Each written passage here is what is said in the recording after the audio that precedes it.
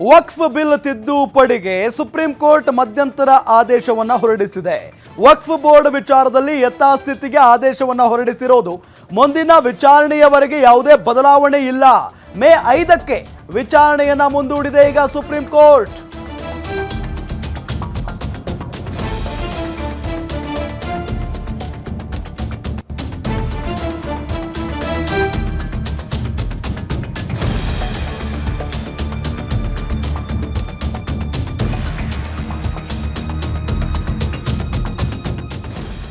ವಕ್ಫ್ ಬೋರ್ಡ್ಗೆ ಮುಸ್ಲಿಮೇತರರ ನೇಮಕ ವಿಚಾರಕ್ಕೆ ಸಂಬಂಧಪಟ್ಟಂತೆ ಬಂದಿರುವಂತಹ ಆದೇಶ. ಕೇಂದ್ರ ಸರ್ಕಾರಕ್ಕೆ 1 ವಾರ ಸಮಯವನ್ನ ನೀಡಿದೆ ಸುಪ್ರೀಂ ಕೋರ್ಟ್. ವಕ್ಫ್ ವಿಚಾರಣೆಗೆ 5 ಅರ್ಜಿದಾರರ ಪರಿಗಣನೆ.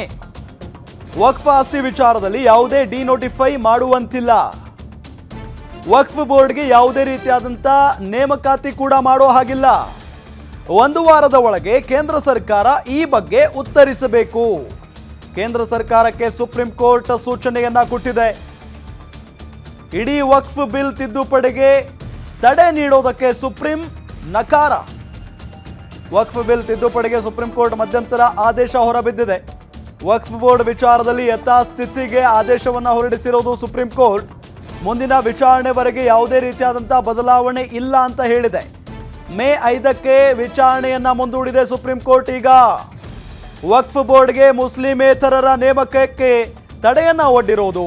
ವಕ್ಫ್ ತಿದ್ದುಪಡಿ ಕಾಯ್ದೆ ಸಿಂಧುತ್ವ ಪ್ರಶ್ನಿಸಿ ಅರ್ಜಿಯನ್ನ ಸಲ್ಲಿಸಲಾಗಿತ್ತು. ಕೇಂದ್ರ ಸರ್ಕಾರಕ್ಕೆ 1 ವಾರ ಸಮಯವನ್ನ ನೀಡಿದೆ ಸುಪ್ರೀಂ ಕೋರ್ಟ್. ವಕ್ಫ್ ವಿಚಾರಣೆಗೆ 5 ಅರ್ಜಿದಾರರನ್ನ ಪರಿಗಣಿಸಬೇಕು. ವಕ್ಫ್ ಆಸ್ತಿ ವಿಚಾರದಲ್ಲಿ ಯಾವುದೇ ಡಿನೋಟಿಫೈ ಮಾಡುವಂತಿಲ್ಲ. ವಕ್ಫ್ ಬೋರ್ಡ್ಗೆ ಯಾವುದೇ ರೀತಿಯಾದಂಥ ನೇಮಕಾತಿ ಮಾಡೋ ಹಾಗಿಲ್ಲ ಅಂತ ಹೇಳಿ ಬಹಳ ಸ್ಪಷ್ಟವಾಗಿ ಸುಪ್ರೀಂ ಕೋರ್ಟ್ ಈ ಸಂದರ್ಭದಲ್ಲಿ ಆದೇಶವನ್ನ ಹೊರಡಿಸಿದೆ. ವಕ್ಫ್ ವಿಚಾರ ಇದೆಯಲ್ಲ, ವಕ್ಫ್ ಬಿಲ್ ತಿದ್ದುಪಡಿಗೆ ಸುಪ್ರೀಂ ಕೋರ್ಟ್ ಏನು ಮಾಡುತ್ತೆ, ಯಾವ ರೀತಿಯಾದಂಥ ಆದೇಶವನ್ನ ಹೊರಡಿಸುತ್ತೆ ಅನ್ನೋ ಕುತೂಹಲದ ಪ್ರಶ್ನೆ ಎಲ್ಲರಲ್ಲೂ ಕೂಡ ಇದ್ದೇ ಇತ್ತು. ಫೈನಲಿ ಈಗ ಮಧ್ಯಂತರ ಆದೇಶ ಹೊರಬಿದ್ದಿದೆ. ವಕ್ಫ್ ಬೋರ್ಡ್ ವಿಚಾರದಲ್ಲಿ ಯಥಾಸ್ಥಿತಿ ಕಾಯ್ದುಕೊಳ್ಳಬೇಕು ಅನ್ನೋ ನಿಟ್ಟಿನಲ್ಲಿ ಆದೇಶವನ್ನ ಹೊರಡಿಸಿದೆ. ಮುಂದಿನ ವಿಚಾರಣೆವರೆಗೆ ಯಾವುದೇ ರೀತಿಯಾದಂತಹ ಬದಲಾವಣೆ ಮಾಡೋ ಹಾಗಿಲ್ಲ. ಯಾವಾಗ ಮುಂದಿನ ವಿಚಾರಣೆ? ಹಾಗಾದ್ರೆ ಮೇ 5ಕ್ಕೆ ವಿಚಾರಣೆಯನ್ನ ಮುಂದೂಡಿದೆ ಸುಪ್ರೀಂ ಕೋರ್ಟ್. ಆವತ್ತಿನವರೆಗೂ ಕೂಡ ಒಂದಿಷ್ಟು ಚರ್ಚೆಗಳು ಹಾಗೆ ಆಗ್ತವೆ. ಮುಸ್ಲಿಮೇತರರ ನೇಮಕಕ್ಕೆ ತಡೆಯನ್ನ ಒಡ್ಡಿರೋದು. ವಕ್ಫ್ ಬೋರ್ಡ್ಗೆ ಮುಸ್ಲಿಮೇತರರನ್ನ ನೇಮಕ ಮಾಡಬೇಕು ಅನ್ನೋ ನಿಟ್ಟಿನಲ್ಲಿ ಅರ್ಜಿ ಸಲ್ಲಿಕೆಯಾಗಿತ್ತು. ಆದರೆ ಅದಕ್ಕೂ ಕೂಡ ತಡೆ ಒಡ್ಡಲಾಗಿದೆ. ವಕ್ಫ್ ತಿದ್ದುಪಡಿ ಕಾಯ್ದೆ ಸಿಂಧುತ್ವ ಪ್ರಶ್ನಿಸಿ ಅರ್ಜಿಯನ್ನ ಸಲ್ಲಿಸಲಾಗಿತ್ತು.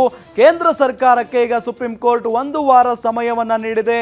ಸುಪ್ರೀಂ ಕೋರ್ಟ್ ವಕ್ಫ್ ವಿಚಾರಣೆಗೆ 5 ಅರ್ಜಿದಾರರನ್ನ ಪರಿಗಣಿಸಿ ವಕ್ಫ್ ಆಸ್ತಿ ವಿಚಾರದಲ್ಲಿ ಯಾವುದೇ ಡಿನೋಟಿಫೈ ಮಾಡುವಂತಿಲ್ಲ. ವಕ್ಫ್ ಬೋರ್ಡ್ಗೆ ಯಾವುದೇ ರೀತಿಯಾದಂಥ ನೇಮಕಾತಿ ಮಾಡೋ ಹಾಗಿಲ್ಲ. 1 ವಾರದ ಒಳಗೆ ಕೇಂದ್ರ ಸರ್ಕಾರ ಈ ಬಗ್ಗೆ ಉತ್ತರವನ್ನ ಕೊಡಬೇಕು ಅಂತ ಹೇಳಿ ಕೇಂದ್ರ ಸರ್ಕಾರಕ್ಕೆ ಸುಪ್ರೀಂ ಕೋರ್ಟ್ ಸೂಚನೆಯನ್ನ ಕೊಟ್ಟಿದೆ. ಇಡೀ ವಕ್ಫ್ ಬಿಲ್ ತಿದ್ದುಪಡಿಗೆ ತಡೆ ನೀಡೋದಕ್ಕೆ ಸುಪ್ರೀಂ ಇಲ್ಲಿ ನಿರಾಕರಿಸಿರೋದನ್ನ ನಾವು ಗಮನಿಸ್ತಾ ಇದ್ದೀವಿ.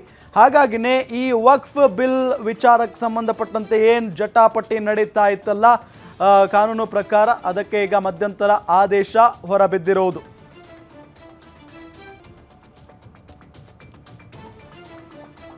ಇದೇ ವಿಚಾರಕ್ಕೆ ಸಂಬಂಧಪಟ್ಟಂತೆ ಡೀಟೇಲ್ಸ್ ಕೊಡ್ತಾರೆ ನಮ್ಮ ಡಿಜಿಟಲ್ ಹೆಡ್ ದಿಲೀಪ್. ನೇರ ಸಂಪರ್ಕದಲ್ಲಿ ಜಾಯ್ನ್ ಆಗಿದ್ದಾರೆ. ದಿಲೀಪ್, ಒಂದು ಕಡೆ ವಕ್ಫ್ ಬೋರ್ಡ್ ವಿಚಾರಕ್ಕೆ ಸಂಬಂಧಪಟ್ಟಂತೆ ಬಹಳಷ್ಟು ಚರ್ಚೆ ಆಗ್ತಾ ಇತ್ತು. ಇವತ್ತು ಮಧ್ಯಂತರ ಆದೇಶವನ್ನ ಹೊರಡಿಸಿದೆ ಸುಪ್ರೀಂ ಕೋರ್ಟ್. ಏನು ಹೇಳಿದೆ ಈ ಸಂದರ್ಭದಲ್ಲಿ ಸುಪ್ರೀಂ ಕೋರ್ಟ್?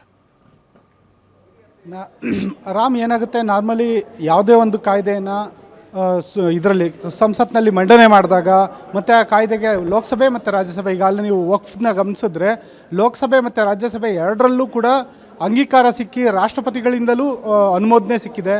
ಈಗ ಅದು ಕಾಯ್ದೆಯಾಗಿ ಜಾರಿಯಾಗಿದೆ. ಆದರೆ ಈ ಕಾಯ್ದೆಯನ್ನು ಅದು ಸಂವಿಧಾನಿಕವಾಗಿಲ್ಲ, ಅದು ಸಂವಿಧಾನಬದ್ಧವಾಗಿಲ್ಲ ಅಂತೇಳ್ಬಿಟ್ಟು ಇವಾಗ ಅದನ್ನು ಪ್ರಶ್ನೆ ಮಾಡಿ ಸುಪ್ರೀಂ ಕೋರ್ಟ್ ಮೊರೆ ಹೋಗಿರೋದು. ಈ ಹಂತದಲ್ಲಿ ಏನಾಗುತ್ತೆ, ಸುಪ್ರೀಂ ಕೋರ್ಟು ಆ ಕಾಯ್ದೆ ಸಾಂವಿಧಾನಿಕವಾಗಿ ಬದ್ಧವಾಗಿದೆಯಾ, ಅದಕ್ಕೆ ಸಾಂವಿಧಾನಿಕ ಮಾನ್ಯತೆ ಇದೆಯಾ ಅಂತೇಳ್ಬಿಟ್ಟು ಪರಿಶೀಲನೆ ಮಾಡಬೇಕು. ಈ ಒಂದು ಹಂತದಲ್ಲಿ 3 ನ್ಯಾಯಮೂರ್ತಿಗಳಂದರೆ ತ್ರಿಸದಸ್ಯ ಪೀಠವನ್ನು ಮಾಡ್ಕೊಂಡಿದ್ದಾರೆ. ಅದರಲ್ಲಿ ಮುಖ್ಯ ನ್ಯಾಯಮೂರ್ತಿ ಸಂಜೀವ್ ಖನ್ನಾ ಒಳಗೊಂಡಂತೆ 3 ಸುಪ್ರೀಂ ಕೋರ್ಟ್ ನ್ಯಾಯಮೂರ್ತಿಗಳಿದ್ದಾರೆ. ಈ ಒಂದು ಪೀಠ ಇವಾಗ ಏನು ಮಾಡುತ್ತೆ, ಮೊದಲಿಗೆ ಯಾವುದೇ ಒಂದು ಕಾಯ್ದೆಯ ಅರ್ಜಿ ವಿಚಾರಣೆ ನಡೆಸಿದಾಗ ಮೊದಲಿಗೆ ಏನು ಮಾಡುತ್ತೆ, ಯಥಾಸ್ಥಿತಿ ಕಾಯ್ದುಕೊಳಕ್ಕೆ ಅಂದರೆ ಸ್ಟೇಟಸ್ ಕೋ ಮೇಂಟೈನ್ ಮಾಡೋದಕ್ಕೆ ಆದೇಶ ಮಾಡುತ್ತೆ. ಅದೇ ರೀತಿಯಾದಂಥ ಇದು ಮೊದಲನೇ ದಿನದ ವಿಚಾರಣೆ. ಈ ಮೊದಲನೇ ದಿನದ ವಿಚಾರಣೆಯಲ್ಲಿ ಸುಪ್ರೀಂ ಕೋರ್ಟು ನಿಯಮಬದ್ಧವಾಗಿ ನಾವು ಸ್ಟೇಟಸ್ ಕೋ ಮೇಂಟೈನ್ ಮಾಡೋಕ್ಕೆ ಹೇಳಿದೆ. ಅಷ್ಟೇ ಅಲ್ಲ, 7 ದಿನಗಳ ಒಳಗೆ ವರದಿ ಕೊಡಿ ಅಂತ ಹೇಳ್ಬಿಟ್ಟು ಕೇಂದ್ರ ಸರ್ಕಾರವನ್ನು ಕೇಳಿದೆ. ಸಾಲಿಸಿಟರ್ ಜನರಲ್ ತುಷಾರ್ ಮೆಹ್ತಾ ಅವರು ಏನಿದ್ದಾರೆ, 7 ದಿನದೊಳಗಡೆ ವರದಿ ಕೊಡ್ತೀವಿ ಅಂತ ಒಪ್ಪಿದ್ದಾರೆ. ಅಷ್ಟೇ ಅಲ್ಲ, ಮುಂದಿನ ವಿಚಾರಣೆ ಮೇ 5ಕ್ಕಿದೆ. ಈ ಹಂತದಲ್ಲಿ ಗಮನಿಸಬೇಕಾಗಿರುವಂಥ ಇನ್ನೂ ಕೆಲವು ಅಂಶಗಳಿದ್ದಾವೆ. ಏನಂದರೆ, ಕೇಂದ್ರ ಸರ್ಕಾರನೂ ಹೇಳಿದೆ ಮತ್ತು ಸಾಲಿಸಿಟರ್ ಜನರಲ್ ಕೂಡ ಸುಪ್ರೀಂ ಕೋರ್ಟ್ಗೆ ಹೇಳಿದ್ದಾರೆ, ಎಲ್ಲಿವರೆಗೆ ಈ ಒಂದು ಸುಪ್ರೀಂ ಕೋರ್ಟಲ್ಲಿ ಸಾಂವಿಧಾನಿಕ ಮಾನ್ಯತೆ ಬಗ್ಗೆ ಒಂದು ವಿಚಾರಣೆ ನಡೀತಿದೆ, ಇದರ ಅಂತಿಮ ತೀರ್ಪು ಹೊರಬೀಳಲ್ಲ, ಅಲ್ಲಿವರೆಗೂ ನಾವು ಯಾವುದೇ ವಕ್ಫ್ ಆಸ್ತಿಯನ್ನು ಅದರ ಒಂದು ಪರಬಾರೆ ಅಥವಾ ಒಂದು ಮಾನ್ಯತೆಯನ್ನು ಬದಲಾಯಿಸೋದಿಲ್ಲ, ಹಾಗೆ ಉಳಿಸ್ಬೇಕು ಅಂತ ಹೇಳಿದ್ದಾರೆ. ಈ ಹಂತದಲ್ಲಿ ನಾವು ಒಂದು ಕೆಲವು ಪ್ರಮುಖ ವಿಷಯಗಳನ್ನ ನಿಮ್ಮ ಮುಂದೆ ಇಡ್ತೀನಿ. ಏನಂದರೆ, ಮೊದಲಿಗೆ ಈ ವಕ್ಫ್ ಕಾಯ್ದೆ ಮೊದಲೇನಿತ್ತು, ಈಗ ಅಮೆಂಡ್ಮೆಂಟ್ ತಿದ್ದುಪಡಿ ಕಾಯ್ದೆ, ಇದರಲ್ಲಿ ಏನು ಬದಲಾವಣೆ ಆಗಿದೆ ಅಂದರೆ ಅದರಲ್ಲಿ 4 ಪ್ರಮುಖ ಅಂಶಗಳನ್ನು ಹೇಳ್ಬೋದು. ಒಂದು, ವಕ್ಫ್ ಬೈ ಯೂಸರ್ ಅಂತ ಬರುತ್ತೆ. ಅಂದರೆ ಯಾರು ತಲಾಂತರದಿಂದ ಅಥವಾ ಕೆಲವು ದಶಕಗಳಿಂದ ಒಂದು ಬೇರೆಯವರ ಆಸ್ತಿಯನ್ನು ವಕ್ಫ್ ಉದ್ದೇಶಕ್ಕೆ ಅಂದರೆ ಧಾರ್ಮಿಕ ಉದ್ದೇಶಕ್ಕೆ, ಮುಸ್ಲಿಂ ಧಾರ್ಮಿಕ ಉದ್ದೇಶಗಳಿಗೆ ಬಳಕೆ ಮಾಡ್ಕೊಂಡು ಬರ್ತಿದ್ದಾರೆ, ಅದನ್ನು ವಕ್ಫ್ ಆಸ್ತಿ ಅಂತ ಘೋಷಣೆ ಮಾಡ್ತಿದ್ದಾರೆ, ಅದು ನಿಲ್ಲಬೇಕು ಅನ್ನೋದು ವಕ್ಫ್ ತಿದ್ದುಪಡಿ ಕಾಯ್ದೆಯಲ್ಲಿರೋ ಮೊದಲನೇ ಅಂಶ. ಎರಡನೇ ಅಂಶ, ಈಗಾಗಲೇ ವಕ್ಫ್ ಆಸ್ತಿಗಳು ಸಾಕಷ್ಟಿದ್ದಾವೆ, ಅದರದ್ದು ಸರಿಯಾಗಿ ನಿರ್ವಹಣೆ ಆಗ್ತಿಲ್ಲ, ಅದನ್ನು ದುರ್ಬಳಕೆ ಆಗ್ತಿದೆ ಅಂತ, ಅದನ್ನು ತಡಿಬೇಕು ಅನ್ನೋದು ಕೂಡ ಕಾಯ್ದೆಯಲ್ಲಿರೋ ಎರಡನೇ ಅಂಶ.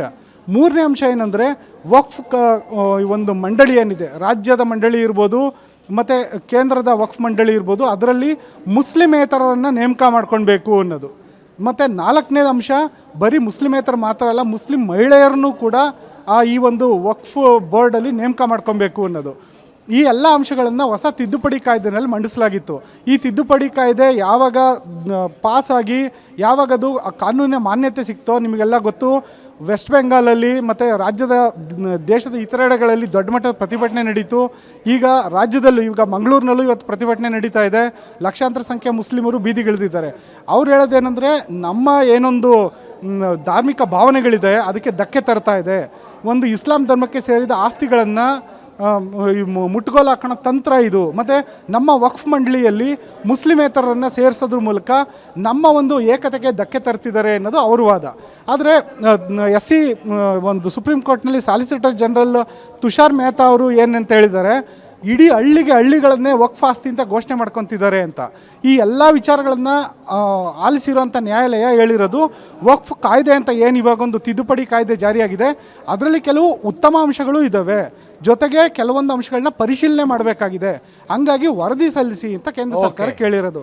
ಹಂಗಾಗಿ ಇವಾಗ ಯಾರ್ದು ಗೆಲುವು ಅಲ್ಲ ಸೋಲು ಅಲ್ಲ, ಇದು ವಿಚಾರಣೆ ಪ್ರಕ್ರಿಯೆ ಅಂತ ಹೇಳ್ಬೋದು Ram. Okay, thank you Dileep ತಮ್ಮೆಲ್ಲ ಮಾಹಿತಿಗಾಗಿ.